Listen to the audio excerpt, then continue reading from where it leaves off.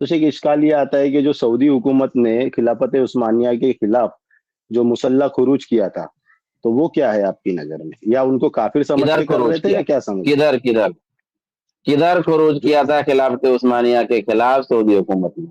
ذرا اس کا تو حوالہ دیجئے گا کوئی بہترین قسم کا، کہ خلافت عثمانیہ کے خلاف سعودی حکومت نے خروج کیا تھا۔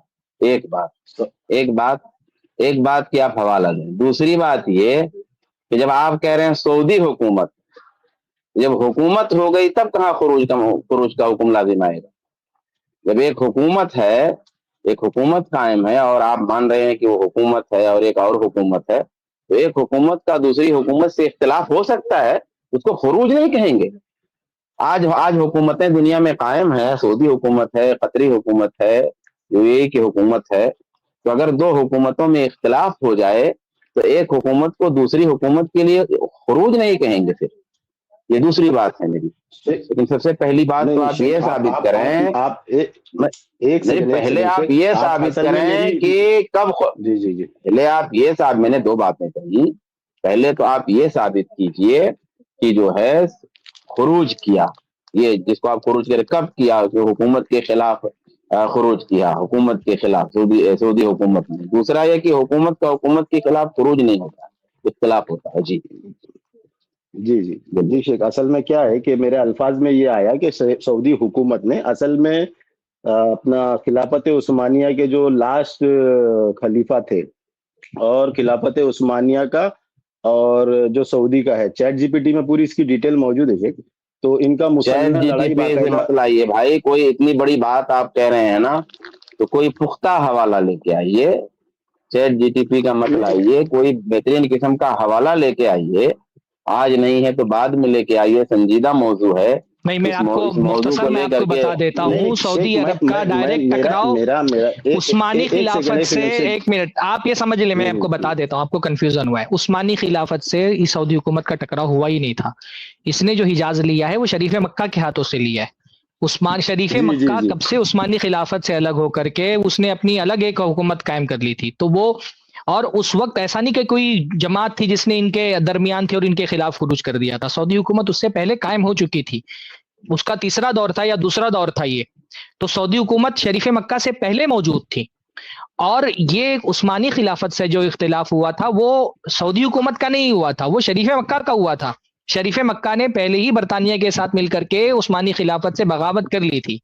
سعودی حکومت نے جو حجاز پر قبضہ کیا ہے وہ عثمانی خلافت سے لڑ کر کے نہیں کیا ہے، وہ شریف مکہ سے لڑ کر کے کیا ہے۔ آپ جسے پھر سے چیٹ جی پی ٹی کو پوچھیے، چیٹ جی پی ٹی پر بھروسہ نہیں کرنا چاہیے، لیکن آپ نے چیٹ جی پی ٹی سے صحیح سوال نہیں کیا۔ سرفراز بھائی تھوڑا دیر رکنا تھا، تھوڑا رکنا تھا، نہیں، میں آواز سے پہچان رہا ہوں نا کہ ہمارے احباب میں سے، نہیں ہمارے احباب میں سے میں آواز سے پہچان رہا ہوں، اس لیے میں نے سوال کیا۔ اچھا بہتر تم، اچھا میں سمجھا کوئی اور ہے تو غلط اس فہمی کے لیے ہوئی ہے۔ آپ پوری تاریخ پھر سے پڑھیے، آپ پوری تاریخ پھر سے پڑھیے۔ شریف مکہ نے برطانیہ نے اصل میں برطانیہ نے شریف مکہ کو اکسا کر کے عثمانیوں کے خلاف کر لیا تھا۔ صورتحال پوری یہ تھی کہ جب جنگ عظیم دوم ہوئی ہے اس وقت برطانیہ جو ہے نا وہ جو عثمانی خلافت تھی وہ جرمنی کی طرف تھی اور جرمنی کی طرف سے لڑ رہی تھی، اور یہ جو شریف مکہ تھا اس کو برطانیہ نے اکسایا کہ تم عثمانی خلافت کے خلاف بغاوت کرو اور اس کے بدلے میں ہم تم کو دے دیں گے، پوری عرب کی حکمرانی تمہارے حوالے کر دیں گے۔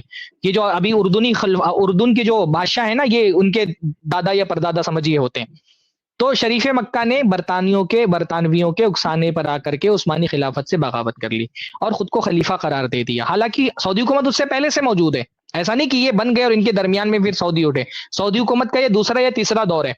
تو یہ شریف مکہ کو لالا چاہیے۔ اچھا، پھر جب اس نے خود کو خلیفہ ڈکلیئر کیا تو خلیفہ ڈکلیئر کرنے کا اس کو حق نہیں تھا، کچھ جو ہے وہ نہ اہل علم کا اس پر اجماع ہوا تھا، خود وہ بدعتی تھا، بہت سارے جو ہے نا وہ بلکہ شرکیہ قسم کا اس کا پورا دین تھا۔ اچھا، اس کے ساتھ ساتھ صورتحال یہ تھی کہ اس نے نجدیوں پر، نجد میں اس وقت سعودی حکومت اس کے پہلے سے قائم تھی، سعودی حکومت شریف مکہ کے خلافت کے اعلان سے پہلے سے قائم تھی، اس نے نجدیوں پر پابندی لگا دی کہ نجد کے لوگ حج کرنے کے لیے نہیں آ سکتے۔ تو بغاوت کا آغاز اور لڑائی کا آغاز اس نے کیا۔ شریف مکہ نے ایک حکومت قائم کی, اس سے پہلے سعودی حکومت قائم تھی. ان دونوں کے درمیان جو اختلاف ہوا وہ سیاسی اختلاف تھا. اس سیاسی اختلاف کی صورت میں بغاوت ہوئی, اور اس بغاوت کی صورت میں جب لڑائی ہوئی تو لڑائی میں سعودی حکومت غالب آئی. ان کے ساتھ جو ایک اخوان کا ایک بہت بڑی فوج تھی, اور اس اخوان کی فوج کی وجہ سے ان لوگوں کو نکال کے بھگایا حجاز سے انہوں نے. اگر اس کو آپ بغاوت بولیں گے تو پھر خلافت عثمانی کا بھی خود مسئلہ ہو جائے گا. خلافت عثمانی مسلمانوں نے, جو عثمانیوں نے خلافت لی تھی وہ کس کافروں سے لڑ کے تھوڑی لی تھی, وہ بھی کافروں سے لڑ کر کے نہیں لی تھی, وہ بھی مسلمانوں سے انہوں نے لی تھی. تو حکومتیں قائم ہوئی, حکومتوں کا آپس میں جو اختلاف ہوتا ہے اس کو خروج سے تعبیر نہیں کیا جاتا ہے. ایک حکومت قائم ہے, اس میں اندر سے کوئی ایک طبقہ اٹھ کر کے حکمرانوں کے خلاف بغاوت کرتا ہے, اس کو خروج سے تعبیر کیا جاتا ہے. جب دو حکومتیں قائم ہیں, اس میں سے ایک حکومت نے دوسری حکومت سے لڑ کر کے قبضہ لے لیا ہے, تو اس کو خروج نہیں کہا جاتا ہے. اور سعودی حکومت جی شریف جی مکہ کے خلافت کے اعلان سے پہلے سے قائم تھی.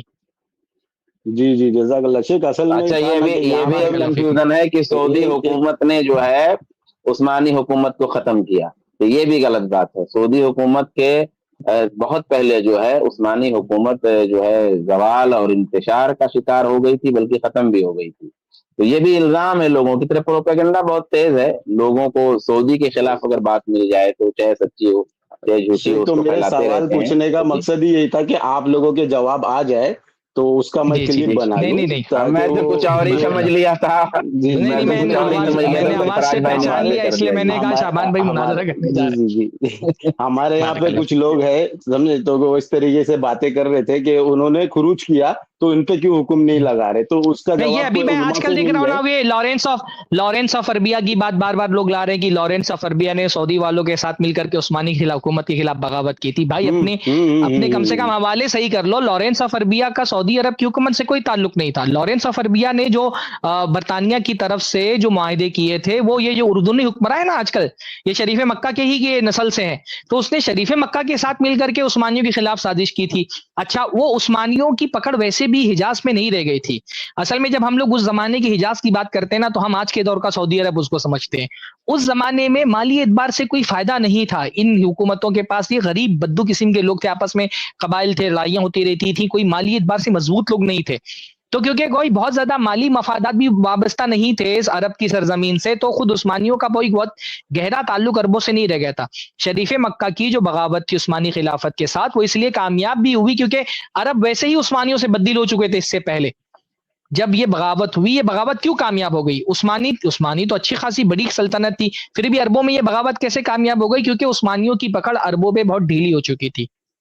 باقی آپ کو اگر جی تفصیل جی معلوم کرنا ہو کہ عثمانی حکومت جب قائم ہوئی ہے تو کیسے جو عثمانی خلافت تھی اس نے جو عباسیوں کے ساتھ کیا کیا, اور پوری صورتحال, یہ حکومت کوئی کافروں سے لڑ کر کے عثمانیوں کے پاس نہیں آئی تھی. انہوں نے بھی عباسیوں پر طرح طرح کے مظالم کیے, اور بلکہ عباسیوں ہی پر نہیں, بہت سارے دوسری مسلم حکومتوں کے ساتھ خود عثمانیوں نے بھی لڑائی کی ہے.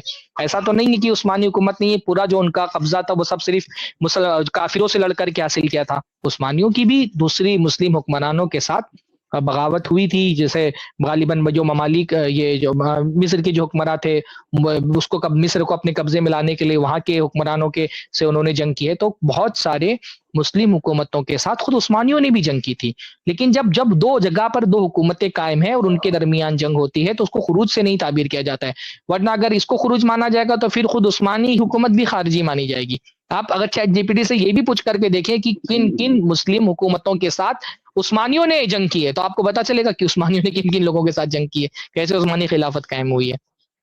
جی جی جی جزاک اللہ شیخ. بارک شیخ اللہ ایک فیکم. ایک شکریہ. چھوٹا سا چلو شیخ ایک فیضان، سوال اور ہے انجینئر نہیں مرزا کے اس کا. شیخ ایک کیونکہ معذرت، کیونکہ ہمارے کئی گیسٹ ویٹ کر رہے ہیں اور ہم لوگ زیادہ پرائرٹی مخالف جو ہوں ہمارے ڈائریکٹ، تو ان کو ہم زیادہ پرائرٹی دیتے ہیں کیونکہ آپ کو جواب مل جائے گا اور جگہوں پر انشاءاللہ ہماری دوسری اسٹریم میں ہی. ٹھیک ہے، تو ایک بھائی آئے ہیں جن کا نام ہے کٹر دیوبندی. تو جزاکم اللہ خیر شیخ سرفراز فیضی، شیخ شعبان بیدار حفظ اللہ. اور آپ نے سنا کہ نجد کے اس علاقے میں سعودی کی حکومت قائم ہوئی جہاں پہ سرے سے عثمانیوں کی حکومت تھی ہی نہیں. نجد کے علاقے میں عثمانیوں کی حکومت نجد کے علاقے میں تو تھی نہیں.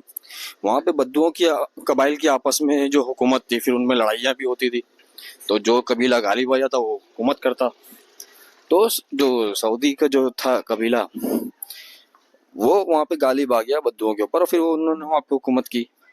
تو عثمانیوں کی تو وہاں پہ سرے سے حکومت ہی نہیں تھی. پھر ان سعودیوں کا ٹکراؤ ہوا शरीफ मक्का से। किससे टकराव हुआ था? शरीफ मक्का से, ना कि उस्मानी खिलाफत से टकराव हुआ था इनका। शरीफ मक्का को इन्होंने वहाँ पे शिकस्त दे के फिर पूरे हिजाज के इलाके पे हुकूमत की। उस्मानियों से इनका कभी टकराव उस वक्त में हुआ ही नहीं था।